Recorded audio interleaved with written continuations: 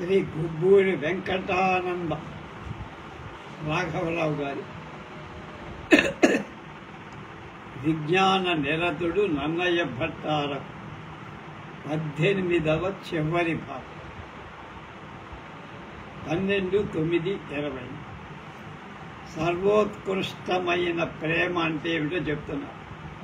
ఇంద్రుడి వరంలో వరం వల్ల గరుత్మంతుడు పాముళ్ళు తినేవాడు అయిన భగవత్ సన్నిధానంలో ప్రేమ తప్ప మరొక భావాన్ని చూపించటం లేదా, ప్రేమే చూపిస్తుంది. విష్ణు భగవానుడికి శేషఫణముడు ఆతపత్ర, శేషుడి శరీరం అడుగు పాన్, గరుడు ఆ దేవదేవుని పాదసేవ. శేష గరుడుల మధ్య ప్రేమ భావం తప్ప ఇంకొక ద్వేష భావన. పడుకుంది పాము మీద, ఆయన్ని ఎక్కించుకు తిరిగేది ఆయన ధ్వజం ఏమిటది? గరుత్మంతు. కనుక పాముకి గరుత్మంతు పక్షికి దేగకి వైరం, ఇక్కడ ఆ వైరం కనపడు. కనుక బుద్ధ భగవానుడు, యేసు, గాంధీ మహాత్ముడు, రవీంద్రనాథ్ మొదలైన మహామహు ఏ ప్రేమ యొక్క ఉత్కృష్టతను గమనించి వాళ్ళ జీవిత సందేశాలు చెప్పారు. ఆ ప్రేమ సందేశాన్ని నన్నయ్య ఖండవాశ్రమ వర్ణనతో లోకానికి అందించి, సంస్కృతం మూలంలో లేకపోయిన నన్నయ్యనికి ఒక గొప్ప అదొక అలవాటు, దానికేమి ఆటంకంగా ఆర్ష సంప్రదాయ ప్రవక్తుడైన నన్నపార్యుడు అహింసా పరమో ధర్మ అనే వాక్యం మరవకుండా ఉదాహరణతో సహా ఖండవాశ్రమంలో నిరూపించి ధన్యుడై. ఆది పర్వం 4లో 21లో 22. ఖండవాశ్రమం ఒక విశ్వవిద్యాలయం. పుణ్య నదీ తీరంబున తద్దయు రమ్యంబైన నరనారాయణ స్థానంబునం బోడే జగత్ పావనంబగుతున్న కణ్వ మహాముని ఆశ్రమంబు కని అందు శ్రవణ సుఖంబుగా సామగానంబుడు చదివెడు సుఖముల చదువు దగిన్ కదలక వినుతుండు కరులై కరికర శీతల ఛాజత చీకరంబు కణముల చల్లని ఘాట్వాసపడి వాణి చెంది సుఖించుతున్న సుఖంబున్న సింహములు భూసర ప్రబలులు భూతబలులు తెచ్చిపెట్టు దీవారాన్న పిండతదు కడగి పక్షింప నొక్కట కలసి ఆడుతున్న ఎలుకల పిల్లుల యుండు సహజవై సత్వంబులై సహవాసమపుడు సూచి ముని శక్తికెంతయు చోద్యమం. కణ్వుడు ప్రేమము జననీ జనకులు ఉభయుల చేత పరిత్యక్తాయి శకుంతల చేతి రక్షించి చెలవేగి చెలగివలే చిరుతక కాని దాన్ని ఎత్తి తెచ్చి పెంచిన కరుణాసము. సమంతక పక్షులు పెంచుతుంటే చూడలేక బాధపడలేక దాని బాధను పిల్లలని తెచ్చి ఆశ్రమంలో పెంచిన కరుణాసం. అతని ఆశ్రయంలో విరోధ విద్వేషాలకు చోట్లే. విష్ణు సాన్నిధ్యంలో శేషుడు గరుడు, ఖండవాశ్రమంలో ఎలుకలు పిల్లు, ఏనుగులకు సింహాలకు మధ్య భేదం లేదు, ద్వేషం. ఆశ్రమమంతా ప్రేమమై. Example is better than perception అంట. ఇంగ్లీష్లో చక్కని స్వామి. ధర్మ పన్నాలు అందరూ ఊరికే చెప్పారు, కానీ ఆచరించి చూపారు. కనుక ఆ ప్రేమ నిరంతరంగా అక్కడ చూపించారు. Man's selfish greed. బుద్ధ భగవానుడు, క్రీస్తు, నన్నయ్య భట్టు, గాంధీ మొదలైన విశాల హృదయులు ఎవరు ఎంతమంది ఏ విధాల బోధించిన మానవుడిలో స్వార్థం అంతరించటల్లా మానవ స్వభావం కుక్కతోకలాగా వంకరే. 2 భార్యలు 5 కొడుకులు గల అయయాది కామభోగ ఇచ్ఛలో తృప్తి కలగక తనకు యవ్వనాన్నిచ్చిన కొడుకు తన తరువాత రాజ్యాధికారమిస్తాను చివరి కొడుకు పూర్వముడు అంగీకరించి ఆనాటి వైద్యులు ఏ తంత్రాన్ని చేసి ఏ శరీర గ్రంథులు గ్లాన్స్లో ఏం చేశారో కానీ యయాతి మొసలితనం పూరుడి యొక్క యవ్వనం యయాతికి సంభవించి ఈనాటి వైద్యులు పరిశోధన చేసి అది ఎలా సంపాదించవచ్చునో వాడు పరిశోధన చేసి చెప్పాలంటున్నారే. యయాతి యొక్క కుమారుడి యవ్వనాన్ని మాత్రమే కాంక్షించారు, కానీ స్వార్థానికి మితమే ఉంది. ఆశాపాశానికి అంతమెక్కడ? రావణ కీచకుల స్త్రీకాంక్ష, దుర్యోధనాదుల రాజ్యకాంక్ష లోక ఉపద్రవ హేతువుకి కారణమే. లోకంలో దురంతాలకు స్వార్థకాంక్షలు ముఖ్య కారణం. స్వార్థంతో పాపచింతతో సాధు బాధ, పాప వ్యవహార పనుల చేత ఫలప్రదాలు మంచివి జరగవు. పాపలు తాము నశించటమే కాక తమ మూలంగా ఉత్తములనెందరనో చంపుతారు. కురుక్షేత్ర సంగ్రామంలో కౌరవుల యుద్ధంలో కౌరవుల పక్షంలో ఉన్న మహామహుల ద్రోణ భీష్మాదులంతా చచ్చిపోయారు కదా. ఎందుకని? పాపం వాడి పక్కన ఉండదు. దుర్యోధను మూలంగా పుణ్యశ్లోకలు భీష్మ ద్రోణులు ప్రాణిహాని చని. This is the tragic fact of the world, which is often pointed out by great men of letters like Vyasa and Shakespeare అని చెప్పి. జీవశాస్త్ర రీత్యా యుద్ధం అత్యవసరం. జర్మనీ దేశీయుల స్వార్థం మూలంగా గత 40 ఏళ్లలో ప్రపంచ మహాయుద్ధాలు 2 సార్లు జరిగాయి. జర్మన్ వైజ్ఞానికుడు జీవశాస్త్ర దృష్ట్యా ఈ యుద్ధాలు తప్పవని బాహాటంగానే ప్రకటించి అమాయకులను అనేకుల అత్యంతగా బాధలు పెట్టారు. కురుక్షేత్ర సంగ్రామంలో కూడా భగవత్ సంకల్పానుసారం జీవశాస్త్ర అవసరాన్ని బట్టే జరిగింది. ఏమిటిది? జనక్షయం.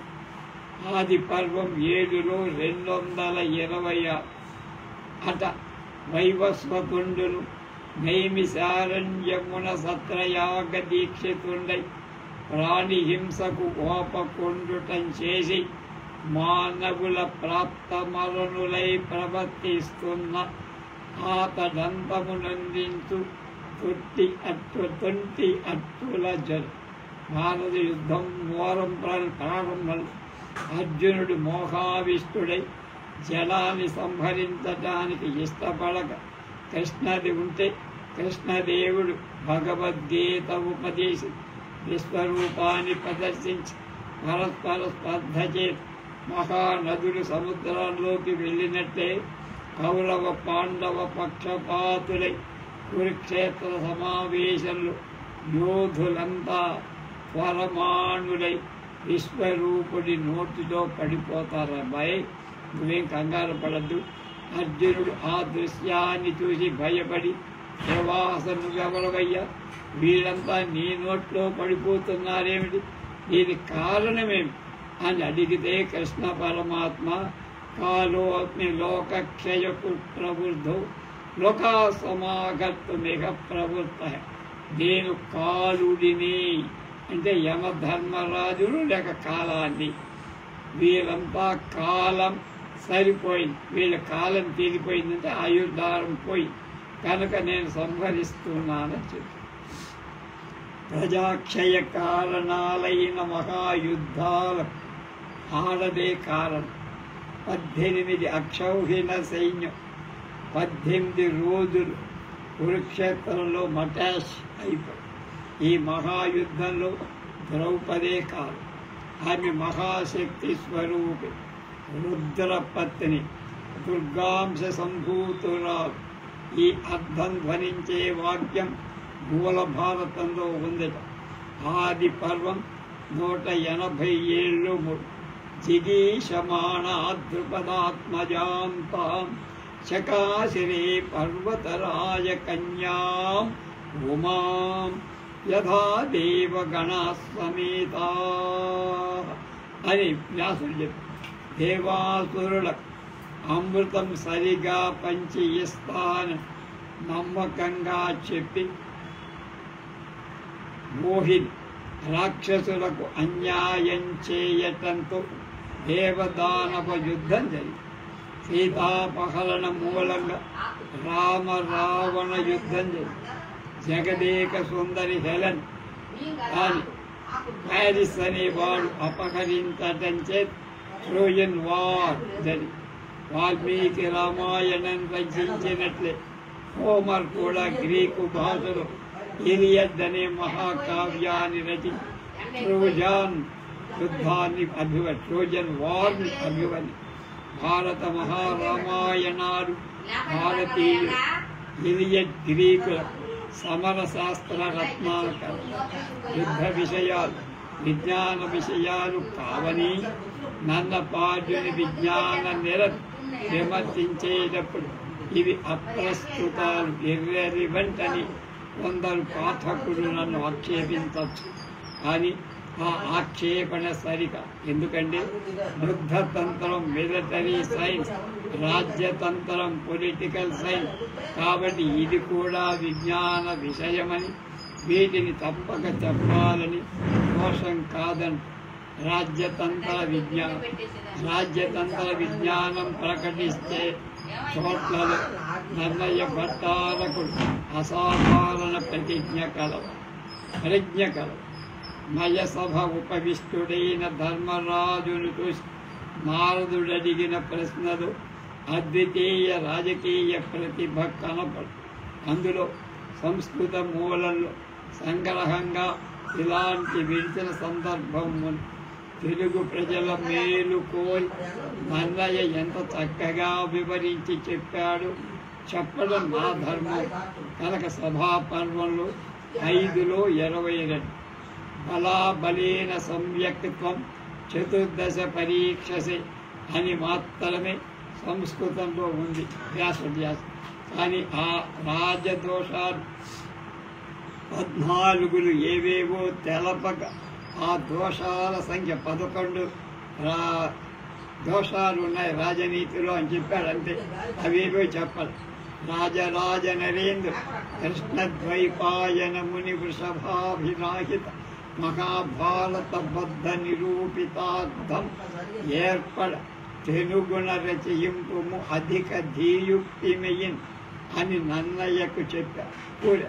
కాబట్టి నన్నయ్య 14 సంఖ్యను పూర్తి చెప్పకుండా ఆ దోషాలను కూడా వివరించి మరియు ఆస్తిక్యంబు, అనృతంబు, ప్రమాదంబు, ఆలస్యంబు, అనర్ఘ్యులతోడ చింతనంబు, క్రోధంబు, దీర్ఘసూత్రత, ఎరుకగల వారి ఎరుంగమి, అర్థములయందు అనర్థ చింత, నిశ్చిత కార్యంబులు సేయమి, మంత్రంబులు రక్షింపని, శుభంబులు ప్రయోగింపని, విషయంబులందగులుట అనబరిగిన 14 రాజదోషంబులు పరిహరింటే అని అడిగిన నారదుడుకు ధర్మరాజు ఎలా?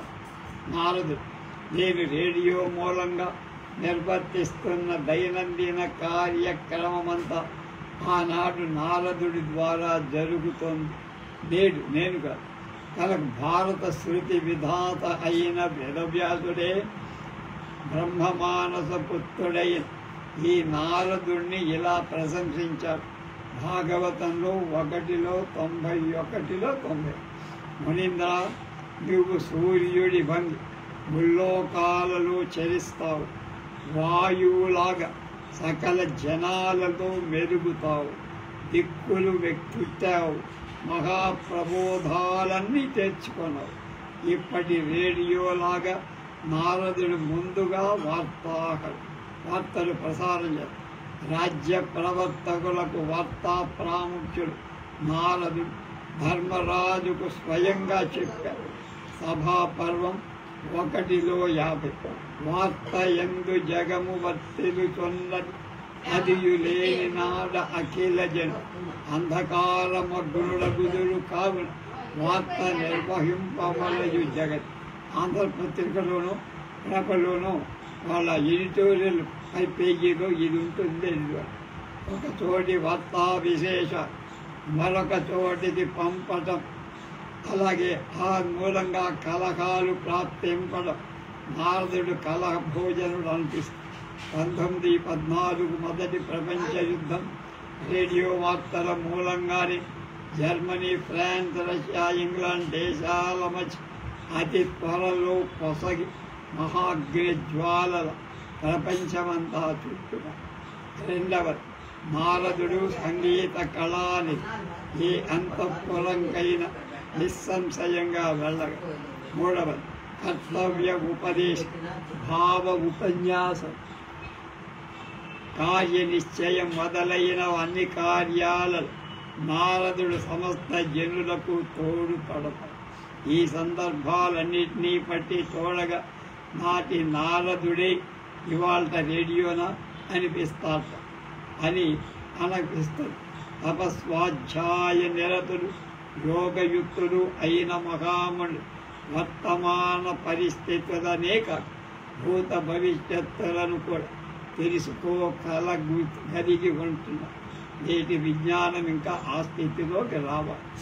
అశ్వహృదయం పూర్వకాలంలో ఒక ప్రదేశం నుండి మరొక ప్రదేశానికి పోవాలంటే వేగంగా వెళ్ళి గుర్రాలను పుంచిన రథం ఎక్కి ప్రయాణం చేసి అశ్వాల మనస్తత్వం తెలుసుకొని వాటిని వశం చేసుకొని వాయువేగంతో వాటిని నడిపే సారథులుండేవారు. ఇంద్రుడి సారథి మాతడి అశ్వవిద్యా విధుడు, శాలిహోత్రుడు కూడా అలాంటి వారు. నరుడు కాలవశంలో బాహుకుడనే పేరుతో అయోధ్యరాజు ఋతుపర్ణుడి కొలుగులో ఉంది. అయోధ్య నుండి విదర్భ 900 మైళ్ళకు పైన దూరం. దమయంతి ద్వితీయ స్వయంవరాని ఒక్క రోజులో బాహుక ఋతుపర్ణులు విదర్భకు వెళ్లాల్సిన వాళ్ళయ్యారు. అయినా అశ్వహృదయ విధుడైన నరుడు ఋతుపర్ణుడి సాయంగా విదర్భకి ఆ రోజే చేశారు. పంచ పాండవుల నకులుడు అశ్వవిద్యా ప్రవీణుడు, అశ్వశాస్త్ర ప్రవీణుడు. అజ్ఞాతవాసంలో విరటుడి అశ్వశాలాధికారి అయి నరుడు కాలక్షేపం చేశాడు. నకులుడి గురించిన చిత్రమైన కథ ఒకటి ఉంది. ఇంద్రప్రస్థం నుండి తక్షణమే ద్వారకకు వెళ్లాల్సిన అవసరం కలిగింది.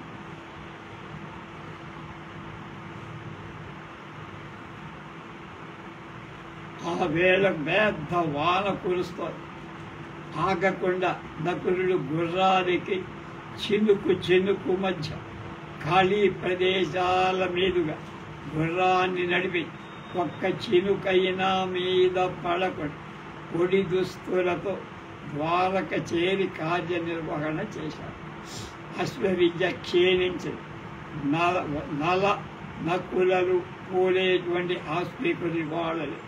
గత శతాబ్దంలో మహారాష్ట్ర యోధులు తమ గుర్రాలకు నల్ల మందు వేసి రోజుకి 80 మైళ్ళు పోగలిగిన వాళ్ళని చరిత్ర గ్రంథాలు చెప్తారు. ఆ మత్తులో వెళ్ళిపోయేంత దూరమే. మోటార్ కార్లు గుర్రాల అవసరం బాగా తగ్గింది. అయినా స్వతంత్ర భారతదేశంలో అశ్వవిద్య నశించకుండా పునరుజ్జీవింపబడింది. అక్షహృదయం అనే గణిత విద్య. బాహుక ఋతుపర్ణుడు అయోధ్య నుండి విదర్భకు వస్తుంటే దారిలో ఒక చోట గొప్ప విభీతక వృక్షం ఉంది. దాన్ని చూసి ఋతుపర్ణుడు బాహుకుడితో ఇట్లా అరణ్య పర్వంలో 2లో 173 ఎల్లవారు నెరుగరు ఎల్లవానిని భిన్న విషయములెల్లవారు విద్యరని వాడని ఏ నిరుంగులు దృష్టి మాత్ర న సకలమైన వస్తు చయము సంఖ్య 174. ఈ విధంగా ఈ విభీతకమైన ఫల పర్ణ సముదాయ సంఖ్య చెబుతాను విను. అంటే ఈ చెట్టు ఒక చెట్టు, ఆ చెట్టుకి ఆకులు ఫలాలు ఎన్ని ఉంటాయో చెప్పగల, ఎవరు చెప్పలేడన్నాడు. అప్పుడు చెప్పాడు, నువ్వు వినరా నేను చెప్తా. ఈ 2 శాఖలకు గల పర్ణాలు, ఆకులు, ఫలాలు 10,001 తక్కిన శాఖల కలవి 2,090 అనిల బాహుకుండు వీని ఎన్ని కాని నిశ్చయింపనేరనని తన రథంబు ఆ వృక్షంబు ఆ క్షణంబ గురుడం త్రోచి అయ్యై శాఖల ఆకుల పళ్ళ ఎన్నిన ఋతుపర్ణుడు చెప్పినవన్నీ అయినవని అచ్చరువని ఆ విద్య తనకు ఉపదేశించమని ఋతుపర్ణుడిని అడిగాడు. వాడు చెప్పాడు సంఖ్య, ఈ కొమ్మకి ఎన్ని ఉన్నాయి, ఈ కొమ్మకి ఎన్ని ఉన్నాయి, కావాలంటే లెక్కేసుకోవాలి, నువ్వు మాట నేను నమ్మనరా, నేను లెక్కేసుకుంటానన్నాడు. లెక్కేసి చూశాడు, ఒక్క అంగుళం కూడా ఒక ఆకు దగ్గర ఒక ఫలం కూడా. అప్పుడు ఋతుపర్ణుడు నాకు ఆ విద్య నేర్పుతుంటే, ఇది అక్ష హృదయం అనగా విదితంబగు విద్య, దీని విద్యుక్తముగా మది ఎరుంగు నరుడు సంఖ్యావిధుడగు దుష్కత కళంక విముక్తుడ సకల గుణ ప్రసిద్ధుడగు సర్వహితుండగు చూవే అంచు బాహుకునకు ప్రీతితోడ విధియుక్తముగా ఉపదేశమిచ్చి అచ్చకుటిల బుద్ధి అక్ష హృదయంబు నరంబు కరంబు రయంబుతో విదర్భకుదను చేర్క చేసి ఋతుపర్ణుడు పూర్ణ మనఃప్రసన్నుడు. దేశంలోని విద్యలు ప్రజలెరుగని విద్యలు ఉన్నట్టు బడాయి చెప్పుకోవాల్సిన అవసరం అటు వ్యాసుడికో ఇటు నన్నయ్యకో అవసరంలా అన్నీ ఉన్నవే, అవి క్షీణించిపోయే తెలుసుకునేవాడు లేక కనుక వాడిని మళ్ళా పునరుజ్జీవింపచేయాలి. దాన్ని అక్ష అంటారు, అది ఒక గణితమయ్యా. ఆ గణితం వల్ల అన్నీ తెలుసుకోవచ్చు, ఎక్కడ ఏది కావాలంటే లెక్కేసుకో. వ్యతిరేక శక్తులు మండల పరిభ్రమ. గతి శాస్త్రం అంటే డైనమిక్స్, గణిత శాస్త్రంలో ఒక భాగం. అందులోని సిద్ధాంతం ఒకటి కిరాతార్జునీయ ఘట్టంలో చక్కగా వర్ణింపబడింది. అరణ్య పర్వం 302 1లో 300. అంత ఈశ్వర చోదితుండైన మూకుండు అనే దైత్యుడు రాక్షసుడు సూకర రూపధరుడై పందివేషం ధరించి భీభత్సు భేదింప సమకట్టి అర్జునుడిని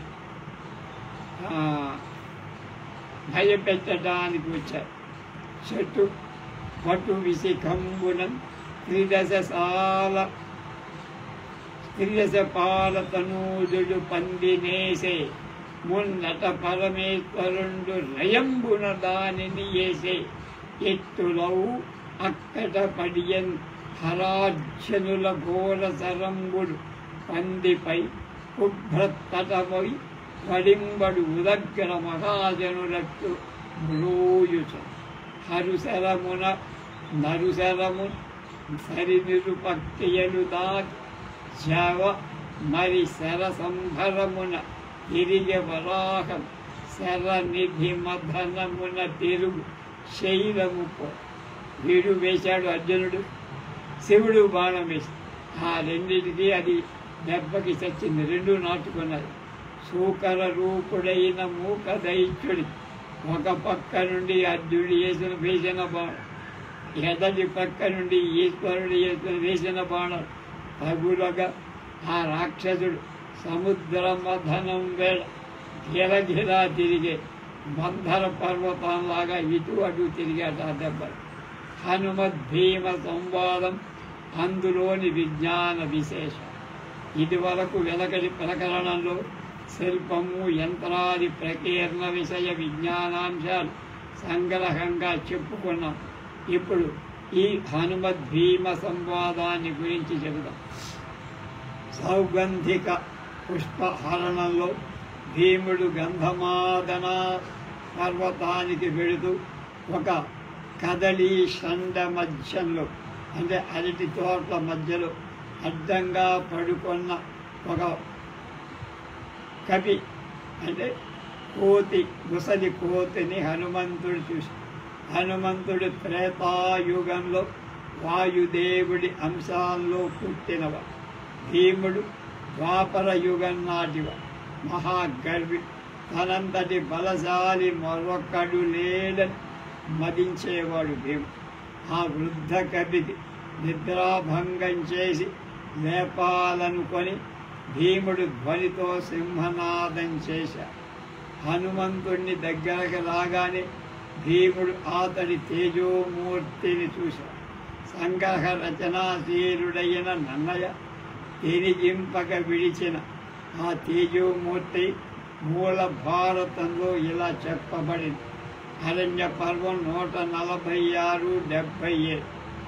విద్యుత్ సంపాత దుష్ప్రేక్షం విద్యుత్ సంపాత పింగళ విద్యుత్ సంపాత నిరదం విద్యుత్ సంపాత చంచల. ప్రకృతిలో వాయువు విద్యుత్తులకు గల సన్నిహిత సంబంధాన్ని బట్టి ఋగ్వేదంలో మరుత్తులు తేజోఘనులని అనేక చోట్ల వర్ణింపబడ్డ. మరుదంశ సంభూతుడైన హనుమంతుడు కూడా మెరుపులాగా దుర్నిరీక్షుడుగైన తేజస్సు కలిగి పింగళ రంగు కలిగి చపల నినద సహితుడై అలాంటి స్థితిలో నిద్రాభంగానికి ఓర్వక అనాదరంబుగా కపివరుణ్ణు సోపాలంబనంగా భీముడికి ఇట్లా అన్నాడు. అరణ్య పర్వంలో నన్నయ్య గారు 3లో 321-22.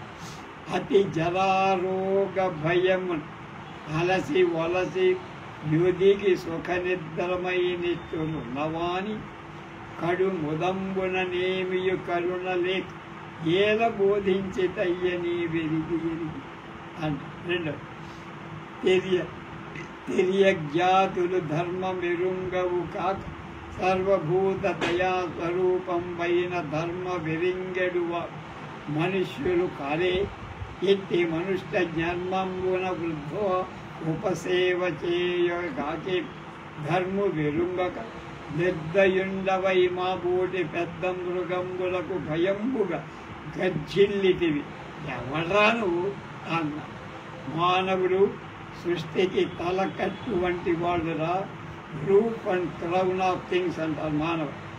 కనుక మానవుడు టెనీసన్ మహాకవి అలా వర్ణించారు. సృష్టికి తలకట్టైన మానవుడు. అదే ఆయన చెప్పింది కూడా. ఏమన్నాడు? Roof and crown of things మానవుడని. అదే మాట చెప్పింది ఆయన కూడా.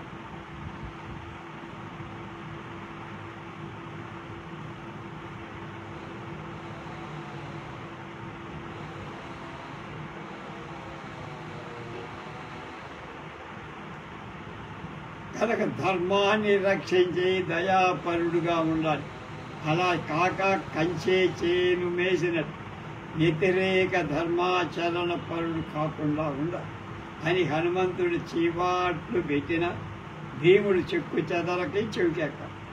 మదగర్వం మందంక హనుమంతి ఎదుట కుట్టిగంతుల అనే లోకోక్తి ఇక్కడికే కారణం. కాలితో హనుమంతుని తోక కదల్చలేకపోయి 2 చేతులతో పట్టి ఎత్తడానికి పూనుకొని ఆ తోక కింద కదల్చకు కొద్దిగా అంగుళం కూడా కదల్చదు. ముచ్చమటలు పట్టి 10,000 ఏనుగుల బలాంగల భీముడు చిన్న ముసలి ఆ కూతిని కదల్చలేక అప్పుడు సిగ్గుపడ్డాడు. గర్వభంగమై చేతులు జోడించి క్షమించమని కోరి కలరూపు కపిల చెప్పారు. అప్పుడు ఎవరయ్యా నువ్వు నాయన, నాకంటే బలంగా ఉన్నావు. ఇక్కడ మనం నేర్చుకోవాల్సిన విజ్ఞానం జీవజాతుల రూప బల లక్షణాలు యుగ యుగాలకు మారుతాయి. ఆయన త్రేతాయుగం వాడు, అందువల్ల అంత బల సంపద. వీడు ద్వాపర యుగం వాడు కనుక వీడికి దమ్ము లేదు, అంత దమ్ము లేదన్నారు. కనుక ఇప్పటి ఏనుగు మూల పురుషుడైనటువంటి మహాకాయం డైనోసార్ అనే జంతువులుండే. అదొక విచిత్ర జంతువు. అది 87 అడుగుల పొడవుండే. ముందుకు వెనక్కి కూడా దానికి నడుస్తుంది. ముందుకు తోక ఉంది, వెనక్కి కూడా తోక ఉంది. కాలక్రమంలో ముందు తోక తొండంగా మారి ఏనుగైపోయింది, వెనక తోక మామూలైపోయింది. ఎన్నో జాతులు ఆ విధంగా అంతరించాయి. వాటి శల్యాలు అస్థిపంజరాలు బట్టి శాస్త్రవేత్తలు వాటి ఆకారాలన్నీ నిర్ణయించారు. ఈ మధ్య 40 ఏళ్ల కింద హిమాలయ పర్వతాలను తవ్వి శోధిస్తుంటే విచిత్రమైన ఎద్దు యొక్క అస్థిపంజరం కనపడిందట. దానికి 4 కొమ్ములు, 3 కాళ్ళు, అలాగే 2 తలలు ఉన్నాయి. కృత్తికా నక్షత్రాగ్నిరూపుడైన హవ్యవాహనుడికి ఆశ్రయమైన వృషభమని ఋగ్వేదం 4 శృంగాత్రయోస్య పాదాత్ 2 శీర్షే అని ఋగ్వేదంలో చెప్పారు. ఆ ఋగ్వేదంలో చెప్పబడిందని 4 కాళ్ళు, 3 తలలు, 2 శృంగాలు, అది 4 కొమ్ములు, 3 పాదాలు, 2 తలలు కనుక యుగాన్ని బట్టి మారుతారు. యుగచర్యను బట్టి అంతరించి ఈ శాస్త్ర దృష్ట్యా ఋగ్వేదం చదివి అర్థం చేసుకోలేని వాళ్ళు కూడా మంత్రానికి వ్యాకరణార్థం చెప్పుకొని సంతృప్తి పడుతుంది. ఆ యుగం యొక్క శాస్త్ర విజ్ఞానం వేదం అంతా వేదంలో సరి అయిన తాళం చెవి పెట్టే అందులో వస్తుంది, లేకపోతే రాదు. కనుక అనేకమైన మార్పులు యుగాలను బట్టి జరుగుతూ ఉన్నాయి అని గ్రహించాలి. అరణ్య పర్వం 3లో 334 కాలావస్థాతదాహ్యన్యావర్తతే సాన సాంప్రదాయం అని చెప్పాడు వేదం వ్యాసం. అక్కాలంబునన్ రూపంబు ఈ కాలంబునందు చూపనట్లు కాలం ఒక్క విధంబుగా నుండక ఎక్కువ విధంబులనవచ్చు భిన్నావస్థ. ఆ కాలంలో ఉన్నట్టు ఈ కాలంలో ఉండదురా. సేరు బియ్యం అన్నం తినేవాడు, వాడు పుస్తకంలో ఎన్ని పదార్థాలు వేసినా ఇంకా రాని రాని అనేవాడు. చేతిలో నేతి వేస్తుంటే ఇలా దూరంగా వేళ్ళు పెట్టేవాడు. అందులోంచి ఎంత నెయ్యి జారి విస్తట్లో పడేదో కూడా తెలిసేది కాదు. అంత నెయ్యి తిని హరాయించుకునేవాడు. నాకు ఇక్కడే శాయపురం ఉండేది, ఉంది ఇప్పటికి. ఆ శాయపురం బ్రాహ్మణులు వస్తే తద్దినాలకు వాడు అలా తినేవాడు. ఇంతంత రాసులు గడిపేవాడు. వాళ్ళే కాదు, మాకు ఇక్కడ వెంట్రా యనమండ్ర శాస్త్రి గారు ఉండే వాళ్ళ అబ్బాయి ఒకడు ఉండేవాడు, సుబ్రహ్మణ్యం అనుకుంటున్నాడు. అతను అంతే. అతన్ని ఎవరైనా భోక్తకి పిలిస్తే వాళ్ళింటో పని అయిపోయినట్టు. ఎంత వేసినా ఇంకా రాని ఇంకా రాని ఆ తినేవాడు హరించుకోడు. కనుక కాలాన్ని బట్టి మారుతుందని నన్నయ్య చెప్పారు. విజయస్య ధ్వజశ్చ నన్నయ్య ఆరణ్య పర్వంలో 3లో 3:50 అనిన విని భీమసేనుడ హనుమంతుడు ఇలా అన్నాడు, నన్ను రణరంగమునం తలంచునది నీ యందు సౌహృదయం నా హవంబులో అతిరథుండైన అర్జున రజధ్వజంగంబుగా ఉండి నీ బల పరాక్రమాలు చూస్తానని భీముణ్ణి కౌగిలి. తప్పైపోయింది నాన్నో అన్నగారు అని క్షమించమని భీముడు కోరుకుంటే, పర్వాలేదురా భాయ్, మీ నాన్న మా నాన్న ఒకడే, ఎవరు వాయుదేవుడు కనుక నువ్వు నాకు బిగ్ బ్రదర్, నేను తమ్ముడిని, నువ్వు తప్పు తెలుసుకున్నావు కనుక రేపు రాబోయే కురుక్షేత్ర సంగ్రామంలో మీ తమ్ముడైన అర్జునుడు నన్ను తలుచుకుంటే నేను అర్జునుడి ధ్వజంగా ఉంటా, అంటే కపిధ్వజం అంట. ఆ ధ్వజంగా ఉండి యుద్ధమంతా చూస్తా, నీ బలపరాక్రమాలు ఏమిటో నేను తెలుసుకుంటానురా అని ఒక వరం కూడా ఇచ్చాను. ధ్వజ విచారం. విజయుడు హనుమధ్వజుడు అవటానికి కారణం స్పష్టంగా తెలిపే వాక్యాలు మనం రాస్తున్న ఈ గ్రంథానికి ప్రాణం. భారతం రచించేటప్పుడే వ్యాసుడి చరిత్రాత్మకమైన కథా దృష్టితో కాకుండా జ్యోతిశాస్త్ర దృష్టితో కూడా సంస్కృత భారతం రాసి భారత ఆరంభంలో సంభవ పర్వంలోనే ఏ భారత వీరుడు ఏ దేవత అంశ సంభూతిలో స్పష్టంగా చెప్పి అలాగే ఏ ఏ దేవతలకు ఏ ఏ నక్షత్రాలతో సంబంధం ఉందో నక్షత్ర ఇష్టి మొదలైన వేద ప్రమాణాలు చెబుతారు. ఇందు మూలంగా ఒక్కొక్క భారత యోధుడికి ఏ ఏ నక్షత్రంతో సంబంధం ఉందో అర్థమవుతుంది. ఉపబలంగా అలా ఒక్కొక్క యోధుడి ధ్వజం అంటే పతాకం జెండా వివరాలు కూడా ఈ జ్యోతిర్భాగంలో ఉపబలంగా ఉంది. జ్యోతిశాస్త్ర పరంగా భారత కథా న్యాయం చక్కగా ధృవపరచ వ్యాసుడి రచనలో ఏమేమి ఉన్నా నన్నయ్య వాటిని సంస్కరించి గోపాలు పూర్తి చేసి భారత కథ జ్యోతిర్దృశ్యాలు అభిన్నత చేకూర్చి ఐక్యం ప్రసాదించి ఈ అద్వైత సిద్ధి నిరూపణ ఆయా యోధుల ధ్వజ విమర్శనం దివ్యమైన సాధి. మనం పూర్వ పల్గొని ఉత్తర పల్గొని నక్షత్రాలను చెప్పుకునే సమయంలో నక్షత్రాల వేదంలో అర్జుని నక్షత్రాలని పేరని, ఉత్తర ఫల్గుని నక్షత్రం అర్జునుడు, ఉత్తర ఫల్గునికి హస్త, చిత్ర నక్షత్రానికి ఎగువగా దక్షిణ దిశకు వారి సరిగా పైన ఉన్నట్టుగా కనపడవని చెప్పు. ఉత్తర ఫల్గునికి సరిగా మీద ఉంది స్వాతి. స్వాతి చుట్టూ చుక్కలు వానర రూపంగా కనపడతాయి కూతురు. ఋగ్వేదంలో ఈ వానర రూపాలకు వృషాకపి అనే పేరు ఉంది. భగవంతుడి పేరు కూడా వృషాకపి. ఈజిప్ట్, చైనా దేశాలు ప్రాచీన జ్యోతిష్ చిత్రాలలో చిత్ర దగ్గర వానర రూపం రచించారు.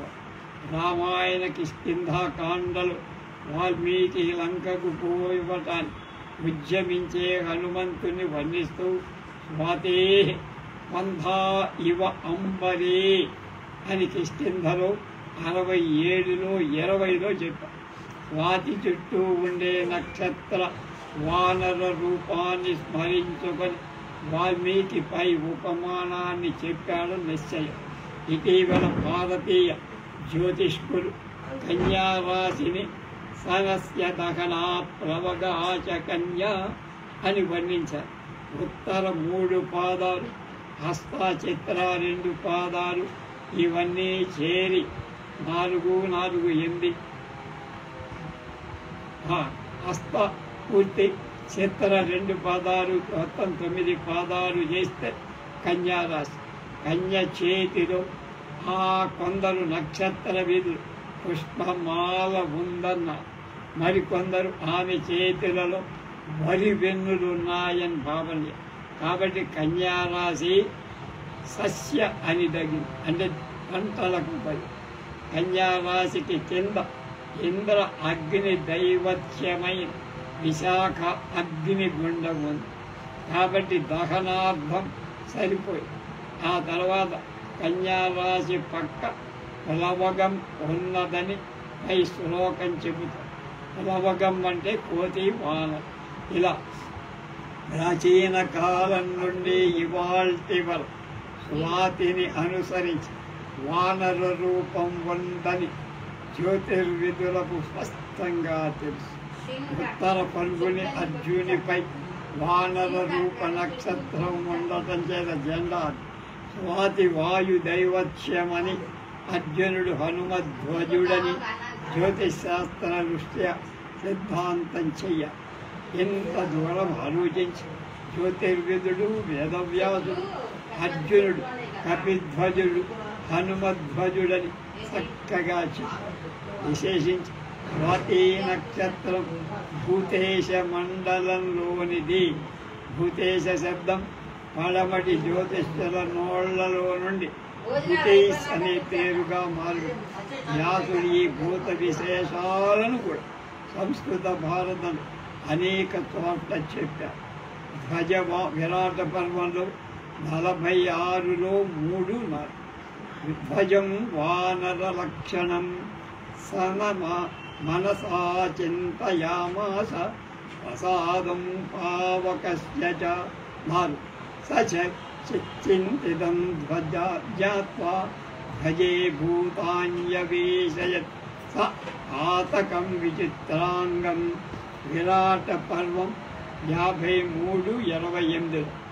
అమానుషాకానాం సర్వేషాం భూతానాం ధ్వజమార్తినం. అర్జునుడే కాదు, కౌరవ యోధుల ధ్వజాలన్నీ ఖగోళ దృష్ట్యా జ్యోతిశాస్త్రాన్ని అనుసరించే సమకూర్చబడ్డాయి. ఈ అంశం నిరూపించడానికి ఉత్తర గోగ్రహణార్థం వచ్చిన కౌరవ యోధుల ధ్వజాలను సంగ్రహంగా చూద్దాం. అర్జునుడు గోగ్రహణానికి తన రథచోదకుడైన ఉత్తరుడు కౌరవ వీరుల ధ్వజాలను ఈ పద్యాలలో వివరించి చెప్పారు. మా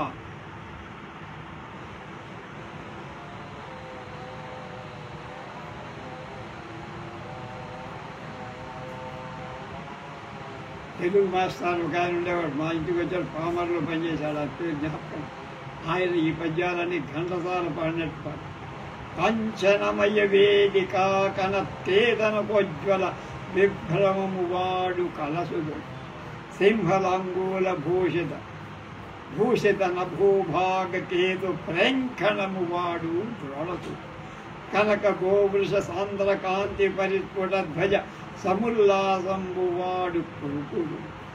లలిత కంబు ప్రభా కలిత పతాకా ప్రహారంబు వాడు రథాత్మజుడు. మణిమయోరగ రుచి జాలమహితమైన పడగవాడు కురుక్షితిపతి. మహోగ్గర శిఖర ఘనతాళ తరు వగు శిరము వాడు స్వరనదీ సూర్యుడు ఏర్పడ చూసుకొను.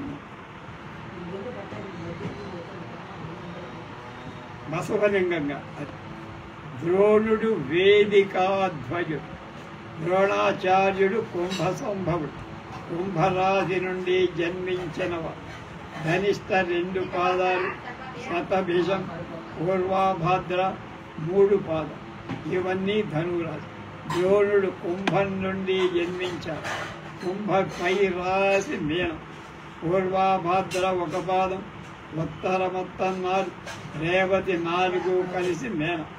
ఇది ఉత్తర భాద్రకు అధిదేవత అహిర్బుద్ధుడు నక్షత్రేష్టిలో ఉంది. అతడే గార్హపత్యాగ్ని. ఐతరేయ బ్రాహ్మణంలో 3వ మండలంలో 3:30. అహిర్బుద్ధినోయ దగ్నిరుగా హడ్య పక్షోగ్నినైవాదు. ద్రోణుడిపై గార్హపత్యాగ్ని వేదిక ఉండటం చేత ద్రోణుడు వేదికాధ్వజుడు కాక తప్పదు. అశ్వత్థామ సింహలాంగూల ధ్వజుడు. ద్రోణుడి కొడుకు అశ్వత్థామ పుట్టగానే ఉచ్చైశ్రవంలాగా అరవటం చేత అశ్వత్థామ అయ్యారు. పూర్వాభాద్ర ఉత్తరాభాద్ర నక్షత్రాలు ఉచ్చైశ్రవం. ఆ పక్కనే చిన్న గుర్రం మూపున ఉన్న తుక్కలు అశ్వత్థామ. అశ్వత్థామ నక్షత్రంపై వీణ రాశి చేపల మధ్య మెరుకలు గల పాశమని. అందు కొంత భాగం సింహం తోక రూపంలో ఉండటం చేత అశ్వత్థామ సింహలాంగూల ధ్వజ. సింహం తోకే వాడి ధ్వజ. గురుకుడు వృషధ్వజ. గురుకుడి గోత్రం గౌతముడికి జనించారు. గౌతముడు గోధన విష్ణు. శ్రవణంలో అవతలకి ధరిష్టముడు. గోలోకం అక్కడమని. ఎత్ర గావో భూరి శృంగా అయాసహ అని ఋగ్వేదం చెప్పేది. ధనిష్ట ప్రాంతంలో నక్షత్ర రూపంలో వెరసే వృషభాలను చైనా దేశ మహాత్ముడు కన్ఫ్యూషియస్ 2500 ఏళ్ల కిందట ఇలా చెప్పారు. Brilliant show the drought oxygen but they do not serve to draw our cars. ధనిష్ట ప్రాంతంలో మైసూరు ఎడ్ల వంటి ప్రశస్తమైన ఎడ్లు మెరుస్తున్నాయి, కానీ అవి మన బళ్ళు లాగటానికి ఉపయోగం లేవు. భారతం శాంతి ఆనుశాసిక పర్వాలలో ఆవులు గోలోకం వీటి వివరాలు చాలా. కానీ జ్యోతిర్లోకంలో ధనిష్ట ప్రాంతంలో ఉజ్వలంగా గో వృష రూపంలో మెరసే నక్షత్రాలు ఉన్నాయని నిరూపించటానికి పైన రాసిన వేద ప్రమాణం. ఆ గోవృష నక్షత్రాలను బట్టి రుకుడి ద్వయం గో వృష శోభితం అని చెప్పారు. కర్ణుడి ద్వయం ఏను లలిత కంబు ప్రభాకరిత పతాక విహారము కలవాడు కర్ణుడు.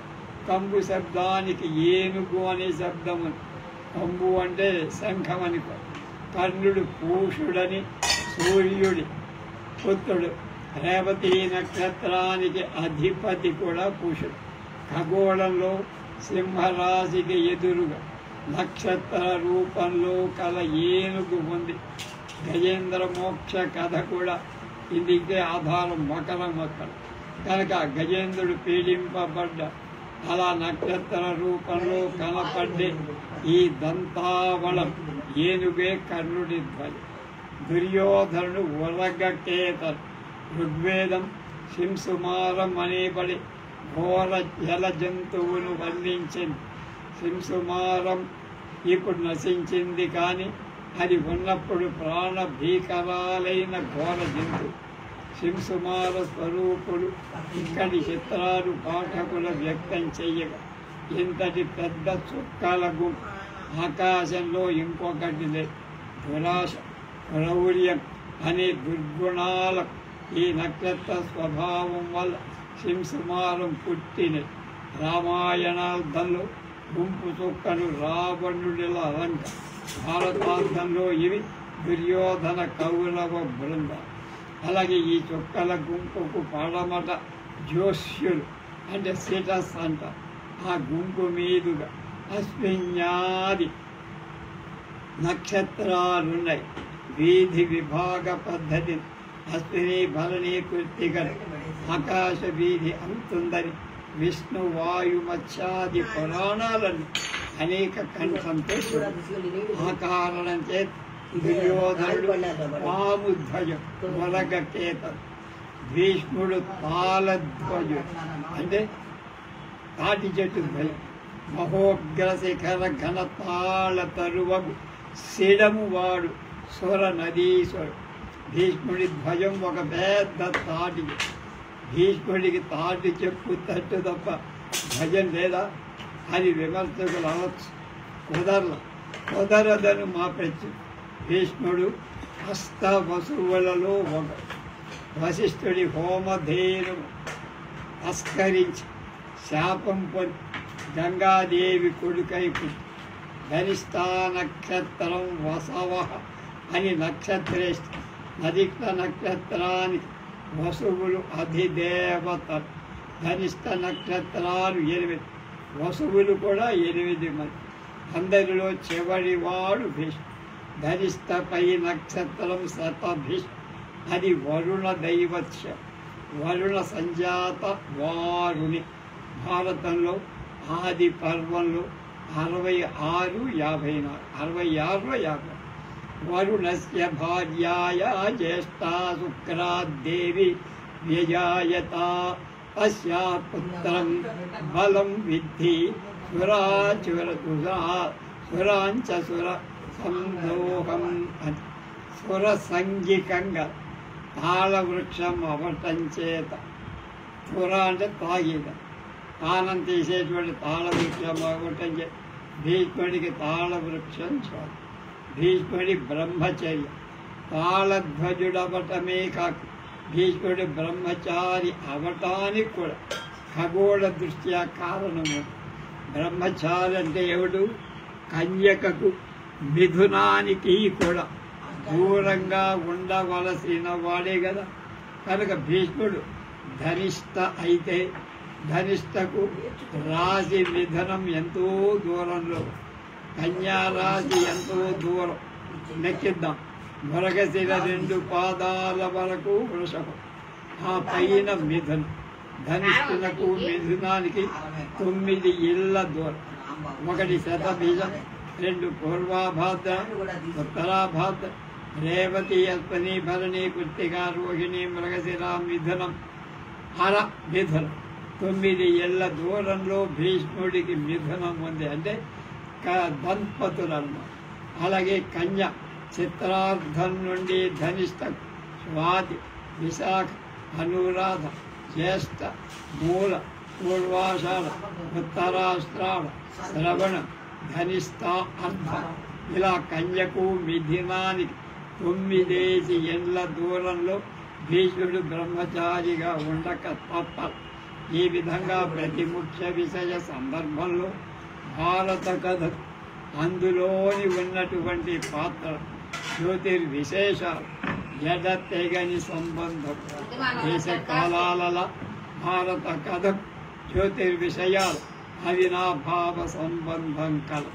జ్యోతిర్విజ్ఞానం కాక భారత కథలే. భారతం అంటే జ్యోతిష్ విజ్ఞానం కనుక వ్యర్థి కావ్యంలో రచించే కవి తన రచనకు ఆస్పదమైన కథలు రెండింటిలో విదృష్టి వెడవక ప్రసరిస్తారు. దీని మీద మందమైన రచన పుట్టుబడుతు కానీ సరగా నడదు. రాఘవ పాండవీయం రచించిన పింగళి సోరకు అందులో ప్రతి పద్యాన్ని ప్రతి గద్యాన్ని రచించేయడం. రామాయణ భారత కథలు రెండు కళ్ళ ముందు ప్రత్యక్షంగా కలవు. అలాగే హరిశ్చంద్ర నలోపాఖ్యానకర్త హరిశ్చంద్ర నలమహారాజులిద్దరు కథలు. కృష్ణార్జున చరిత్ర, సుభద్రాహరణ, పారిజాతాపహరణ కథ విడవక మనోవిధిని అలాగే కలపడుతూ. ఈ విధంగా వ్యాస భట్టారక నన్నయ్య భట్టారకులకు ఇద్దరు భారత కథ మీద ఆ కథను నక్షత్ర అక్షరాలను ప్రదర్శిస్తున్న ఖగోళ దృశ్యాల మీద పెట్టిన దృష్టి ఏ వేళ కూడా నిశితంగా ఉంది, కానీ మందపడిన జాడలు. నన్నయ్య భట్టు శరత్కాలాన్ని వర్ణిస్తూ రాసిన చివరి పద్యాలు రెండు కూడా పై వాళ్ళ చెప్పిన పద్యాలు సత్యాలనే నిరూపి. అందు భూసతి కిందివంగుల అనే పద్యం ఇదివరకే. ఇక నన్నయ్య చివర పద్యం ఇది కూడా మేము ఎస్ఎస్సిలో నేర్చాం.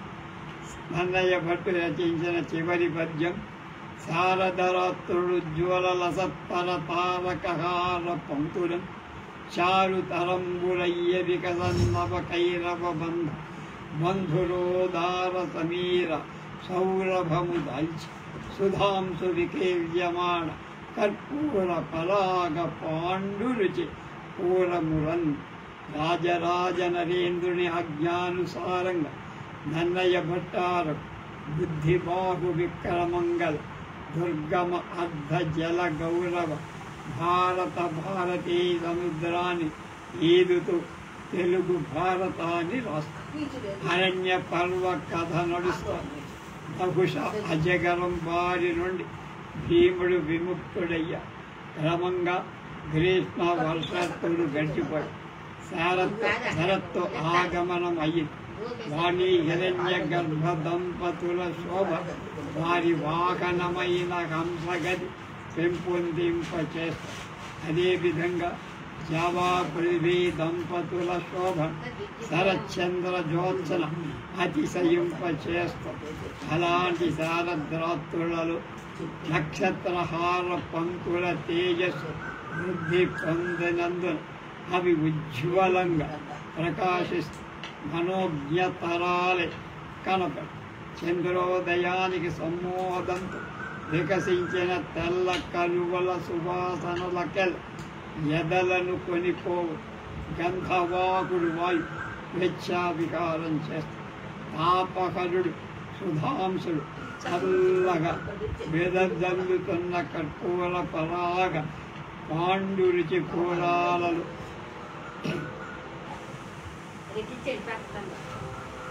నవ కైరవ సౌరభాలు లీనమై ఆయిష్టం కమ్మని తావుడు అన్నపార్యుని ఘ్రాణేంద్రియాలకి పండుగ చేస్తారు. అలాగే శరచంద్రుని జ్యోత్సనా వైభవంతో రసత్తరాలైన నక్షత్ర పంకుల ఉల్లసిల్లే నభూరంగం ఆ కవి తల్లజుడి నేత్రోత్సవం చేస్తోంది. నన్నయ్య నభో రమణీమణి గుణమయ పాశబద్ధుడై కదల నేరకపోయి తన్నివేశితమానుడై తన్నెరగలేకపోయి నభో రమణీ రూపామృత పానంచే అతని నయన అనిమిషత్వాన్ని వాని నతడు ఆ నభో రమణి ఎందు అందే నిలిపి చైతన్యం కోల్పోతున్నారు. అందుకనే అక్కడికి తిరిగింపగా మిగిలి ఉన్న భారత పర్వాలు ఆ మహాకవి ఉంటే ప్రమాదాస్తావస్థ గుర్తించుకొని అతనికి చేరవచ్చి మాకేమి సెలవని దీనంగా అడుగుతున్నట్లుగా అతనికి అప్పుడు భావించదు.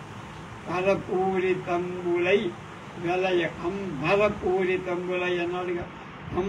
పరపూరిత అంటే నేను కాదురా, ఇంకోళ్ళు ఎవరో తిరిగిస్తారు అని ప్రత్యుత్తరం ఇయ్యపోయి. కానీ కాలం ఏమిటి? పరపూరితాలై అనే మాటలు గడలటం వరకే మాత్రమే. ముఖ్య ప్రాణుడు దేహాన్నిలో నిలిచి వాక్యం పూర్తిగా కానీ ఆర్ష సంప్రదాయ ప్రవర్తకు పరమ పావనమూర్తి నన్నయ కవీంద్రుని పరిశుద్ధాత్మ తనకత్యంత ప్రియమై జ్యోతిర్లోకానికి అంతలో ఎగసి లీనమై తెలుగు భారతం పూర్తి కాకుండానే నన్నపార్యుడు ఈ విధంగా తన భౌతిక శరీరాన్ని త్యజించి భారతదేశంలోని పర్వత నన్నయ్య చెప్పినట్టే ఫలపూరితాలయ్య తాను కాక ఇతరు. నన్నయ్య తుది పద్యానికి తుది మాటలు చేర్చినప్పుడు పద్యం ఇలా పూర్తి అవుతోందన్నట్టు. శారదరాత్రులు జ్వలల సత్తర తారకహార పంకుల చారుతరంబులై వికసన్నవనైక నవ కైరవ గంధ బంధురోదార సమీర సౌరభముద సుధాంసు వికీర్యమాణ కర్పూర పరాగ పాండు రుచి పూరములన్ పరపూరితంబులే. అంబరపూరితమన్నాడు, పరపూరితం. పూజ్యపాదుడైన నన్నయ్య అమలిన తారకా సముదయంబుల ప్రశంసించుదు భారతము తెలిగింపబు ఉజ్వల సత్తర తారకహార పంకులతో ప్రకాశించే శరత్కాల నభో రమా వైభవాన్ తిలకిస్తూ అనిమిషుడైన జ్యోతిర్లోకాన్ని చే అమరత్వాన్ని పొంది ధన్యుడై ఏరి. అలాంటి జ్యోతిర్విధులు ఈనాడు తెలుగునాట ఉన్నారా? నో. నన్నయ్య తర్వాత ఎవరూ లేరని గుబ్బూరి వెంకటానంద రాఘవరావు గారు మనకు అద్భుతమైన విషయాలు అందించారు. వారికి ఎంత చెప్పినా మనం వాటి రుణాన్ని తీర్చుకోలేం. స్వస్తి. ఇవాటితో 18 పర్వాల భారతం ఎలాగో 18వ భాగంతో నన్నయ్య విజ్ఞాన నిరతుడు నన్నపాచార్యుడు లేక నన్నయ్య భట్టార అన్నటువంటి ఈ పుస్తకాన్ని వాళ్ళ పూర్తి చేసాం. అక్కడి నుంచి ఇంకొకరిని తీసుకున్నాం. స్వస్తి.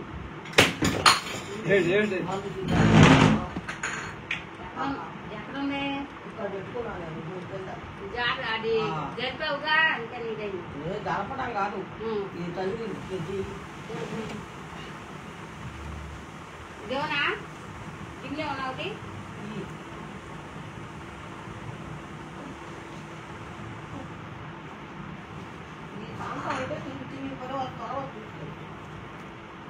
అలసి చేస్తున్నా